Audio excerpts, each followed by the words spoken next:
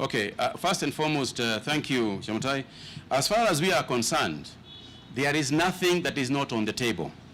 We have looked at, we have seen what other countries are doing.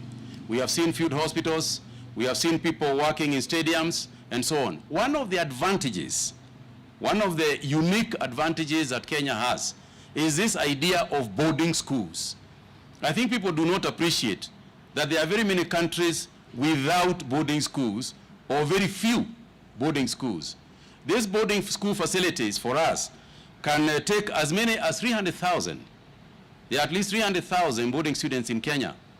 And therefore, the boarding schools on their own can take quite a number of patients. But having said that, we are also saying that even the fields, even airport hangars are available to us for that purpose, if it becomes necessary.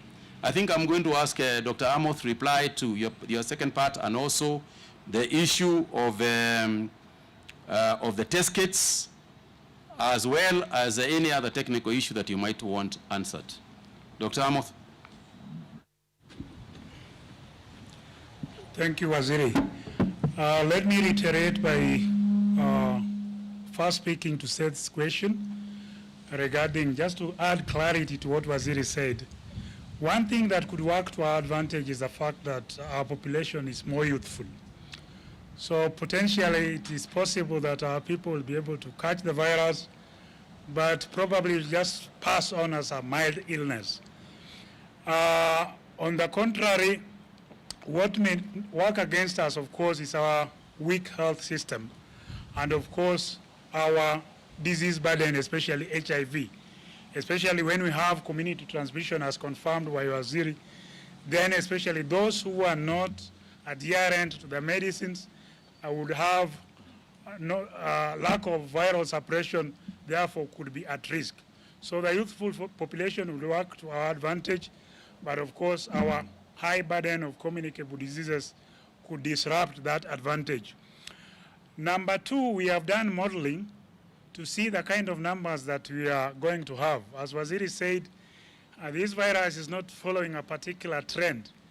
Our modeling puts us at having about 1,000 cases by the first week of April, and we postulate that we'll have 5,000 cases by mid-April, and potentially 10,000 cases by 30th of April. So those are the figures that we are working with in terms of how we preposition our personal protective equipment, how we preposition our test kits, how we preposition our human resource, and how we preposition our isolation and quarantine facilities. So we have done a bit of modeling. Nature sometimes does not obey science, but we believe if it works along that way, then the actions that we take, we will be able to pretty be sure that we can be able to be in control.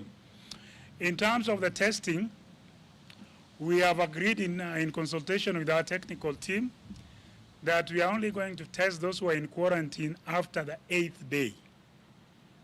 So yesterday we managed to test about 140 something. Half of that population came from people in quarantine. So as we go ahead, we are going to increase the number of people tested.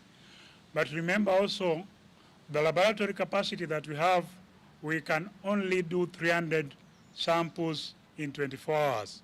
We are working very hard to ensure that Moi Teaching Referral Hospital comes up in the course of this week to be able to provide additional testing capacity. So going forward, we anticipate that we are going to do a minimum of 300 tests every 24 hours. Thank you.